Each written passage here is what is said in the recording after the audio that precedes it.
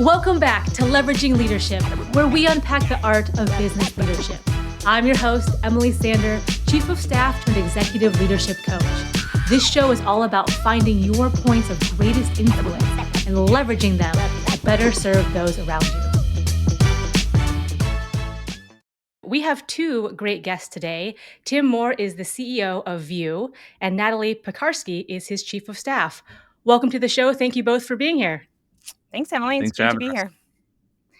So Tim, we'll start with you. Just for context, can you tell us what View does and maybe the general stage of company that you're at? Sure. So View is a creative technology company, and we work with a technology called virtual production, which is essentially the automation of backgrounds using an LED screen so that you could be anywhere in the world without ever leaving the studio.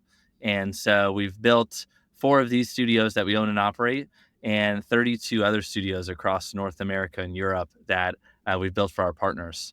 And so it's an evolving industry right now. We're still a very much a startup company. We just hit year 3, so in the kind of cycle of the business right now, we've been able to get a really good team in place, and Natalie's done an incredible job as chief of staff to make sure we're up for the next challenge of the next 3 years. Yeah, things are moving fast at that stage, always changing. Never boring is what I like to say. Yes. Definitely. How is your team set up today? Do you have people in one location? Are they across geographies? How does that work? It's very remote in its nature. So we do have employees at each of the studios, which are in Tampa, Nashville, Orlando, and Las Vegas. But we do have a lot of our leadership team that is in different markets, Atlanta, in New York, North Carolina. And so the nature of our work is a majority is remote work. Okay, gotcha. And at what point in the process in the 3 years did you say, I need a chief of staff and I need a chief of staff hiring from within or whatever? I need a chief of staff. When did that come about? Well, to take you back a little bit, for 15 years, I'd run a production company called Diamond View. And there, it was a bit of chaos in the first 8 years where the organization was very flat. I was driving a lot of the direction of the business. And you hit that point probably at about 15 people where you can't know everything that's happening. And it's kind of hard if you have everybody chasing the same soccer ball, like to have any strategy of how we do 2 things at once. And so I had gotten an executive assistant, and she was really helping scale some of the direction I was giving. But over time, as we grew into a 30-person organization and became more complex, what I realized was she was starting to understand all the nuance that I had as a CEO of the decision making, because she was in my inbox, she was on the phone calls. And so she scaled very well to the chief of staff, and today she's the vice president of the company.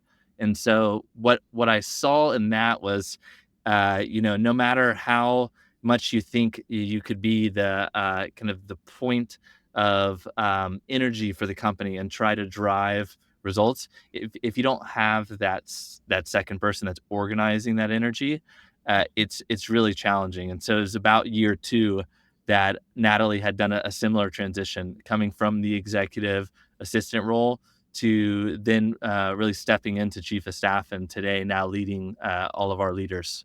Wow, amazing. And Natalie, when was the first time you heard of the name or the title chief of staff? It's when I first came to work for Tim, and he had his previous chief of staff. That was my first introduction to the role. And she's been really, a mentor for me and has helped me get to where I am. So it was really nice to be able to learn from another chief of staff. Okay, so you weren't blazing the trail yourself. You had kind of someone going before you. Yeah, I had her guidance, so it's been great. And then did you have to internally rebrand yourself, or did people kind of accept you in the chief of staff role? How did that transition go? I think it was pretty widely accepted. I've been with the business since the beginning, so I had a lot of knowledge and I had a lot of built trust and relationships with everyone. So overall, I think it was pretty widely accepted. Okay. And so you're helping helping the company grow and mature and kind of professionalizing the organization. And Tim, I know that you mentioned you've recently gone from a service-oriented company to more of a product provider.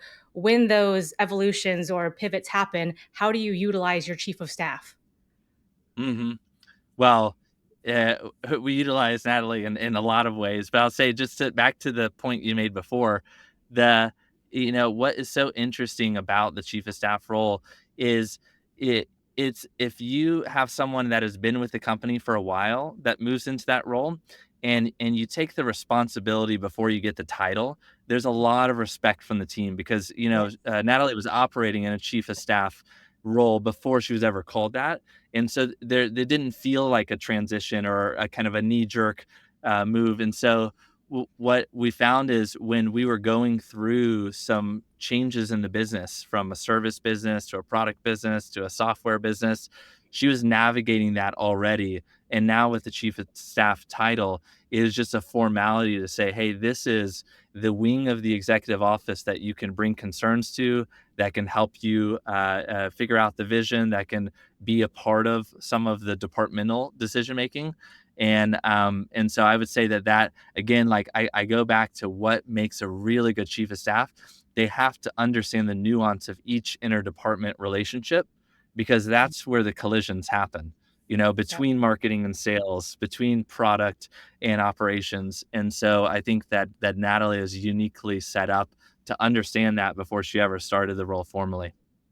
The easiest transitions or promotions are when, oh, they're already doing that job. Of course, you should be the chief of staff. Of course, you should be called that new thing. And it sounds like, Tim, you're a great leader in the sense that you are pretty transparent. You're like, Natalie, jump in there. I'm not going to hold any access back for you from you, or you can't be in this conversation. This has to run through me, that type of thing. How do you work out the different roles and responsibility and your communication with Natalie? Well, a lot of it is observational. So, I think you give people the opportunity and you see what they do with it. And Yep. Natalie's certainly a go getter. And so when I look at how she did the executive assistant role, she did have all of my emails, she had all of my calendar and schedule. And so it's a very transparent process. And you can build a lot of trust that way. I mean, Mhm. and the opposite. And so like what you find over the years is when you get someone good that is a go-getter and you trust with your life, all the communication, stuff like that, it becomes very easy to say, hey, the next step here is you're beyond the assistant role now, because a lot of these decisions can have the autonomy of what you think and the Mhm. insights you have to push them forward.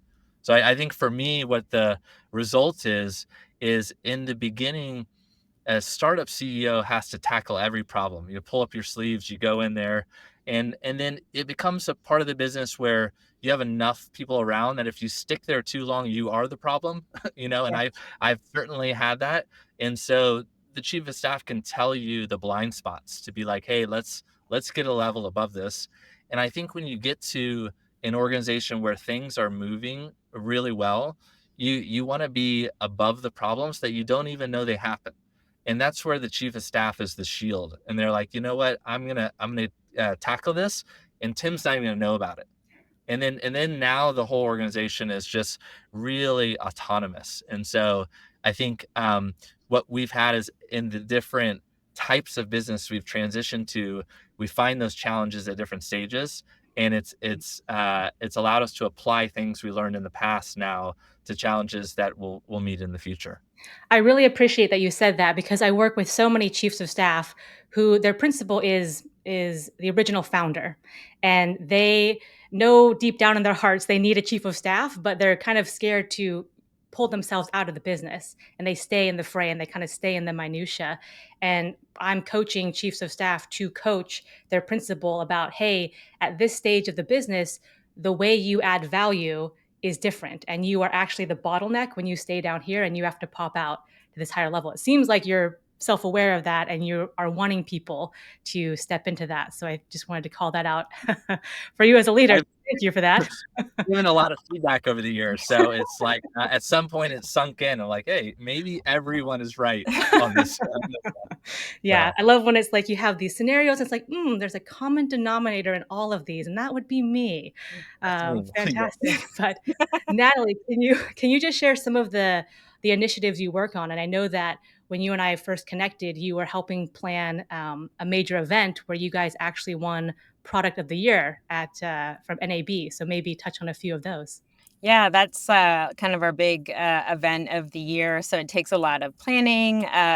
Almost every department in the company is involved. So I'm just making sure that things are driving forward. Each department kind of owns their own thing, but I'm, kind of overlooking from the top layer and just making sure that the right decisions are being made, the right questions are being made, we're staying on budget, and then the execution becomes flawless. So each year it's gotten better and better, and Product of the Year was a nice cherry on top. And uh, just out of curiosity, what was that product? it's our View One, so I think Tim can talk a little bit more about the technology, but Yeah, so it's a large format interactive display. So just imagine a big TV that is used in production, and instead of having to go to the mountains or to the beach or even outside, you can shoot, and Oh, from the camera's perspective, because you're standing in front of this display, it looks like you're at that location. And okay. so the advantage it gives is if you're as someone who's doing marketing or a lot of product videos, now you can do all that in the comfort of the studio, and it's very photorealistic. Wow, that's amazing. Okay. Content creation is just taking on a whole new level these days. So that's Mm. awesome. Very cool. So I mean, I'll throw this question out and both of you, either of you can answer, but as you move along, where do you see the principal and chief of staff having to go to next? So you talk about leveling up and kind of pulling Mhm. out of certain things. What's the next phase you think that View and you two are going to have to go through? Well, one thing I think Natalie's done a really good job of as well is we track it on a board behind her, kind of what are the levels of the chief of staff that you're trying to get through. And so we've identified now, because of the stage we're at in the business, we're kind of at that 4 out of 5 level where we've got the respect from the team. There's a lot of awareness of what issues will be in that chief of staff bucket, and what things we can grow in there. But I think really the evolution of chief of staff as an autonomous working system is that people see it on the organizational chart as a principal um, uh, kind of point of contact for all of their thoughts and questions and ideas. And so I think that is where we're seeing it move next. Is there's still a lot of things that will come to me for questioning, and as we get more and more confidence in the chief of staff role, I think that it allows the CEO to be in the boardroom with the shareholders, the investors, and that's really, if you look at what's the succession plan of a CEO, it's like kind of you're always the one in the front of the boat, kind of steering where we go, but many CEOs, to step back and replace yourself as a CEO, you have to start to build those systems, and so that's really where the chief of staff is almost the number one person in the business to keep the eye on the ball and keep that vision going, Mhm. regardless of where the CEO goes next. Yeah, and in an ideal week, so if you had your perfect week, where would you be spending 80% of your time? So at this stage, I need to be, if it's out fundraising or out at conferences or networking, where do you want to be spending your time? Well, I think a lot of where we're at now, my focus is train the trainer. So Mm, we are trying to be a performance-based business, make sure, we're putting dollars on the bottom line. But the area of growth that I'm most concerned about is our leaders, because if we can build good leaderships and create good machines, that system will put dollars on the bottom line. And so I think that that's the area that I can add a lot of value right now. But you're right, some of the things you just discussed, the fundraising and finding the next big opportunity to bring the vision of the company, that is, the more the CEO can get out of the business and work on the business, the better the business is going to be, because they're the ones that want to charge out on the top of the mountain and look at what's next. And when you get that ability, man, it's so invigorating as a visionary. And Natalie, so what types of conversations are you having now that more and more people you're becoming the go-to person for? What types of interactions or exchanges are you having with leadership? I think a lot of it is, problem solving. Every department has a unique situation, so just kind of helping, chat through ideas and brainstorm and come up with the best solution for the company. I think, keeping everybody aligned, communication, just making sure the information is flowing back and forth, and everyone has, all the tools, information they need to do the best performance in their job. Yeah. And just curious, how much of your work is internal versus external strategic partners or different, M&A opportunities? What's the split there? I would say most of my work is internal, Yeah. probably a little bit outward facing, but the majority is internal. Yeah. Okay. I think it's worth saying that, you are very close on the board level though, because Natalie does prepare the board documents, take the notes in the meetings, and understands the context of that. And I think that's an inner circle that even sometimes the top leadership in the company doesn't quite have access to. Those type of closed door sessions are really regarded for just the highest levels of leadership that then communicate down. And so to understand not only what is the direction of the CEO, but what's the direction of the board above the CEO, the Mhm. standard that they'll be held to, does allow you a lot more context to communicate throughout the departments. Yeah, absolutely. Yes. Yes. It's so interesting because, and I'm curious about this because we had a board and the majority of the board members were fantastic and very helpful and wanted everyone to win. And there were a few people just for political reasons who like to get in those board meetings and just like throw knives at people and try to catch people off balance. So we would have we would run a whole cycle before the official board meeting where we had our entire executive leadership team on where it would be CEO, CFO, me, sometimes our COO, and we would just hash out like what do you guys want to hear about? What's most useful? You've gotten the reports and status reports to date, like where are you wanting to dig further in? And so we would strongly vet that conversation before so there weren't a lot of surprises. I'm wondering how you guys approach Same. that. Yeah. I think a lot of going into the board meetings are just the preparation. So we do the deck review, and then we do like a little mock board meeting before the board meeting, so we can poke holes, think about what questions are going to be asked, have our answers ready, and understand our data, so we're prepared. Yeah. Yeah. Some of the most valuable things were we did a similar exercise where like a very quick, highlight reel of what we were going to go through. But then someone would say, you've got some data over here that can be mistaken with data over here. I would clarify that. Or you're not answering what we ask. We sent you the list of questions. This isn't answering that. That kind of dialogue beforehand was very, very valuable. And as chief of staff, I would make sure to feed that down to our leadership team to make sure in this segment, you must hit on this. You have to answer this question. So it was very valuable, those exchanges. Yeah, that's a great Mhm. point. And then what do you do after board meetings? Because we had a whole kind of debrief, outbrief session as well. Is there any follow up after a board meeting? Um, Therapy. there. Trip to the bar? Yeah. Definitely. Tim will normally brief the leadership team, kind of on what was said, decisions made, and direction going into the next quarter. Yeah.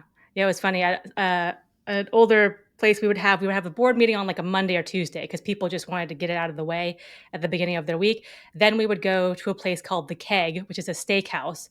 We would have nachos and other liquid libations. And then on Thursday, Friday of that week, we would have recovered and we give an all company meeting, which was a condensed out brief of our board meeting. So that was board week. It was a very eventful roller coaster motion time, but very You cool. know, So, thing I think, and this might be valuable for people who don't have a chief of staff and are wondering like what is the value of the mhm, perspective you're oftentimes blind to the way that people receive the message. And yes. so, the board meeting, you're communicating in a much different context than you are internally, than you are externally.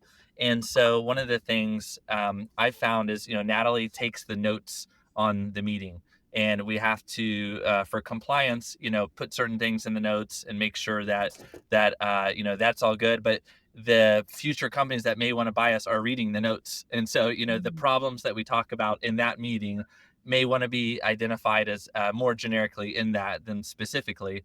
But then you want to be very specific when you're talking about the problems and challenges with the employees, so that that feedback loop is clear and they know what we need to improve. And then along the way that you give feedback to it, it really can impact the motivation of the employees. And they may not tell you right there when you say, "Hey, I need you to change this or do that." But Natalie's very good about coming behind that direction and saying, "Hey, how did that make you feel when you did this or that?"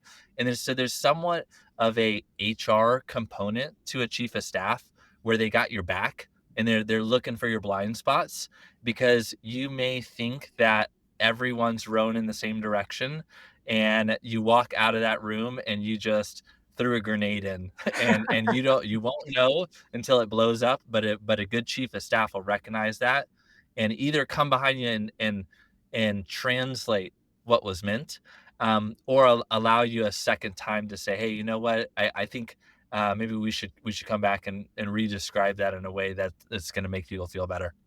Yes, and that's important points to highlight because so many times it is we would prep messaging and the CEO would think this is a great message. And I'm like, you're going to piss off, our operations team if you say that way. And so we would front run things like that.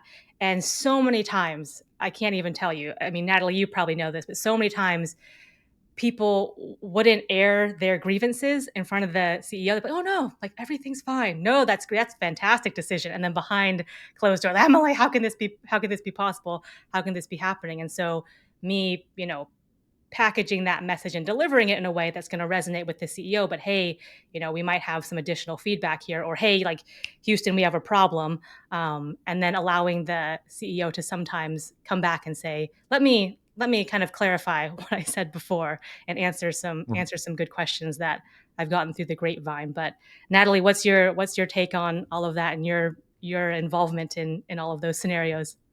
Oh yeah, I definitely think that, I have a different relationship and people are much more, free or open, telling me the truth or being brutally honest. And then I can take that message and be able to gently give the feedback up to the leadership team where it's impactful and it's not reactive. And, like we can drill down, try to understand what are the real changes we need to make here, or the message, if it didn't get across correctly. So I do think it's pretty valuable to be able to just keep those relationships strong. For sure, for sure. And what kind of conversations are you two having when you meet? Is that what is the strategy? We have some decisions, or is that the tactical execution of what we need to get done to fulfill the strategy? Both. So Yeah. yeah, we make sure to be very clear about like what are the three things we're doing. This quarter, like I said earlier, it's increase the bottom line and grow our leaders to be better leaders. And so those are the two areas I'm very focused on. But how that gets done is going to be through a lot of different actions, Mhm. and so we're talking very frequently, day by day, about what's the expectation of these departments, and are they doing it in the sequence that we want it to be done. So there's a lot of it's I would say it's kind of a prioritization of the way we sequence our actions that we're talking about, because there's less nuance in what we're going to do. Once we know what the outcome is, there's kind of a clear path, but it's more of, well, what's the priority this week and next week on how we do that. And if there's any challenges or roadblocks that emerge, kind of off the cuff or, in the week, then we can pivot or, change what we're looking to do and adjust that priority. Has there been a time when you had the strategy, you had the tactical execution, and then something out of left field, something unexpected, and a wrench got thrown into your gears and you had to pivot really quickly? Has there been a time when you're like, oh, let's huddle up on that because we need to reassess and adapt? A few wrenches. That was pretty frequent. Yeah, that's pretty frequent. What happens is there's no lack of opportunity where we're at right now. And so, it's incredible to be in a business where every day you're getting just Mm. piles of opportunity, but creates an environment where you do have to make some rules around this. I'll give you an example. So this week, right now, we have Shaquille O'Neal in our Vegas office. Mr. Beast was there for 3 weeks. We just had Chris Stapleton in Nashville. We just did this music kind of concert in Tampa. we're having these great things happen every second that you could stop what you need to do and should do to try to grow something that really should be more transactional. And so we do have to question ourselves back to the bigger strategy. Is this just an opportunity that is a shiny object that we don't need to focus on, or is this a scalable, repeatable thing that will grow our business and be aligned with our strategy? And I think Natalie has a really good way of making sure we don't get too excited about the shiny objects and stay focused on the bigger picture. Yeah. So the company doesn't suffer from shiny object syndrome ongoing. But Shaquille O'Neal, that sounds pretty cool. So big win. So Tim, if you were describing to another executive, hey, here's what a chief of staff is, here's why I think one would be valuable, what would you say to convey what a chief of staff is and the benefit that you've had from having one? Well, I would say that in many ways, the chief of staff is the key partner to the CEO to communicate the vision across the company and align all the departments to work together. And in many ways, they are the proxy that is the vision. And so, what I feel defines what Natalie does many times is, she is me in the room when I'm not there. And when you have that kind of relationship, it really allows you to scale what you do as a CEO. And Mm. so, it is a vital position. Most people don't realize they need it till it's almost a little bit too late. They burned a couple bridges, or they weren't as organized as they need to be, and so they are scrambling to find that helper. And what I would encourage people to do is, if you don't have an executive assistant already, but you find yourself that you don't have all the bandwidth to do the things you need to do, is start off with someone part-time, just to see how the help gives you leverage to do the things that are the most important. And a lot of times the first thing is just administrative. They're just like answering emails, doing calendar invites, helping with the admin side. But once you start to see the value of that, it becomes very obvious the value of what the chief of staff role would be, in a much more higher form of a CEO partner. Okay. And it seems like you've used that EA to chief of staff track a couple times. And so from my perspective, someone can absolutely go from a successful EA to a successful chief of staff. It's not a given and it's not the only route, but are there certain types of EAs that you're bringing in with the sense that maybe this person could turn into my chief of staff? Or are you saying bring in a really rock star EA and then see if there's upside once they get in there? Well, it is important to note the context of the type of businesses that I come from. So I'm generally, in startup, high growth, creative businesses, and so in that you're building the team as you're going. So you're building the plane you're flying on. It's a chaotic environment, and so that, again, that trust building of the executive assistant helps form the chief of staff. But I would say in bigger organizations, you probably don't have that type of life cycle. You're already in a structured environment, it's organized, and it just needs someone to come in and make it better. And so I would say the key thing that I'm looking to hire for is never really specialty or intelligence in a specific thing, because it's very generalized. You have to know a lot about a lot. Um, but I'm always looking for attitude and energy. And if you get someone that has a good attitude and they have positive go getter energy, like they're going to figure it out, that's such a scalable person. And so, one of the other things I've noticed, and I kind of figure this out in retrospect, when Natalie and I were looking at the staff and the personality types of who we've hired, is the chief of staff tends to be a supportive personality type, where they are encouraged by helping and being a part of the mission, but they're not the ones with the ego to get the credit for it, or want to naturally be the leader of the company. And so what happens with that dynamic is it pairs really well with the CEO, because they feel fulfilled helping the CEO get to where they want to go. Yeah. And so I've just seen that in the last two chief of staffs that I worked with, is that personality type was so helpful to me.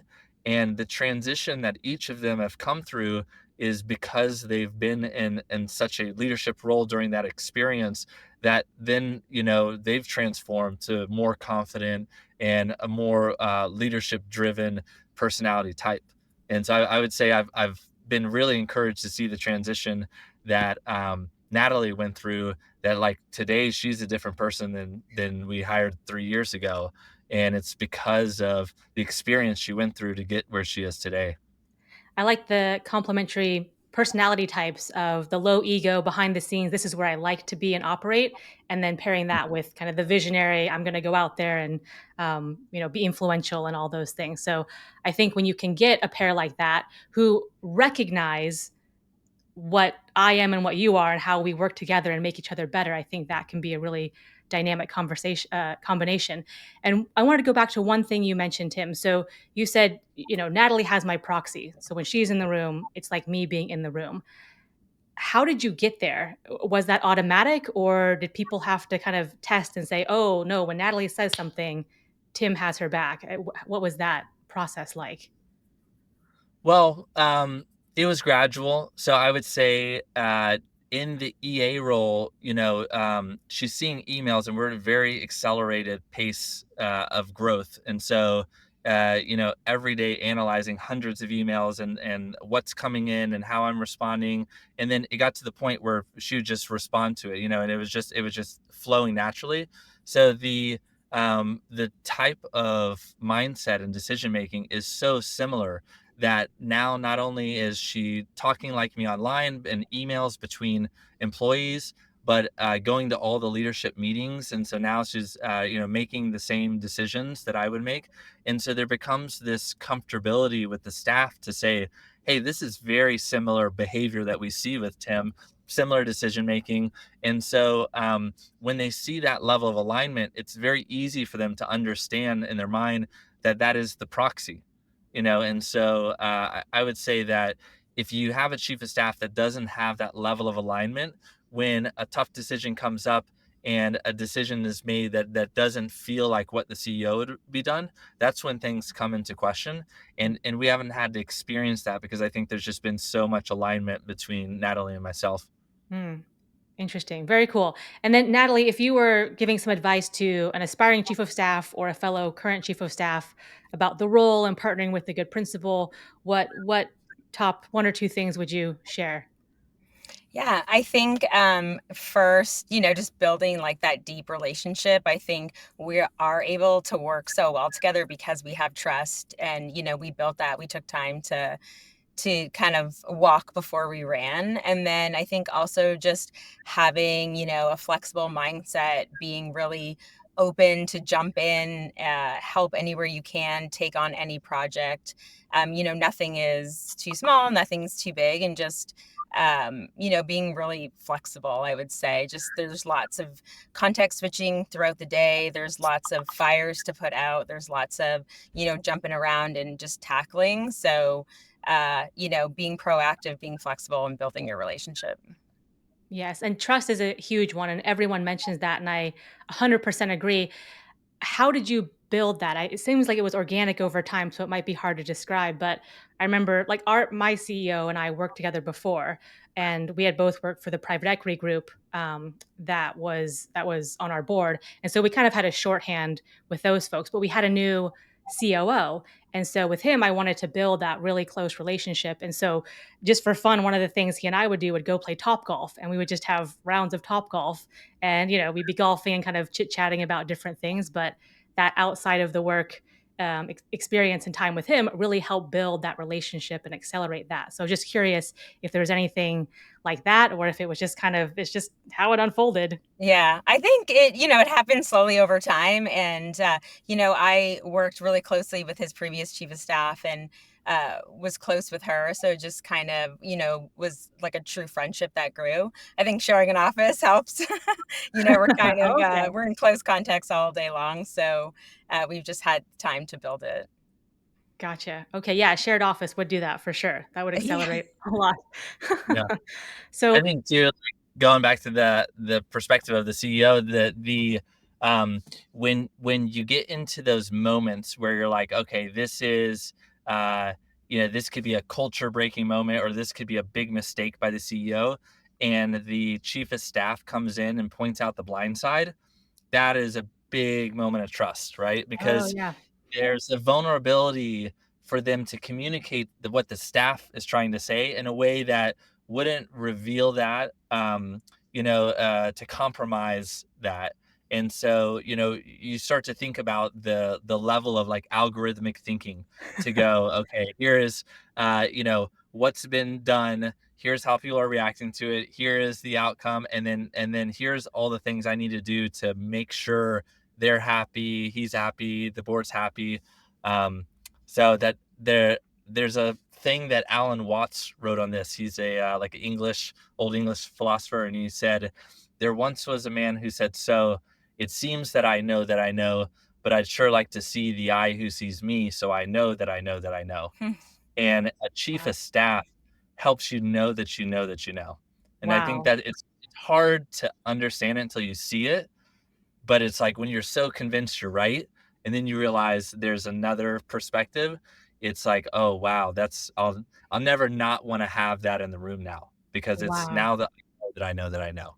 Yes. And again, a mark of a strong leader because it's easy to have ego. I have the right way, I have the right answers.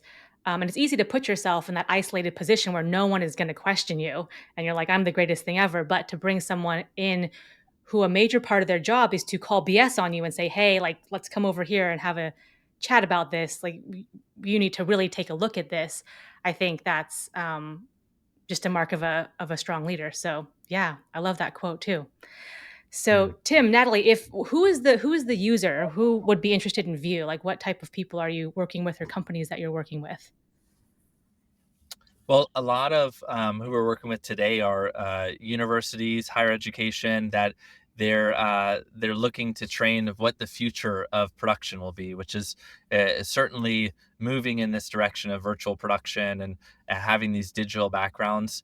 I think a lot of Fortune 500 and corporate companies that have had green screens or some of the older technology, they're looking for new and better ways to make their videos, and this is an incredible product for them as well. So it's what we're finding out is it is still a very new market, and every day we're getting new use cases for it.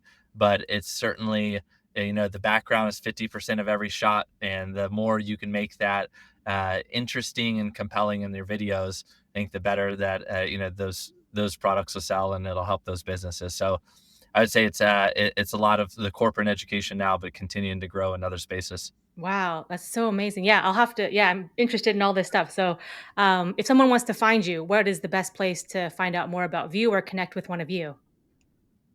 Yeah, well, our website is view.network, vu.network, and you can check out our products and some of the stuff that we have going on there. If you want to reach out to us on LinkedIn, is probably the best.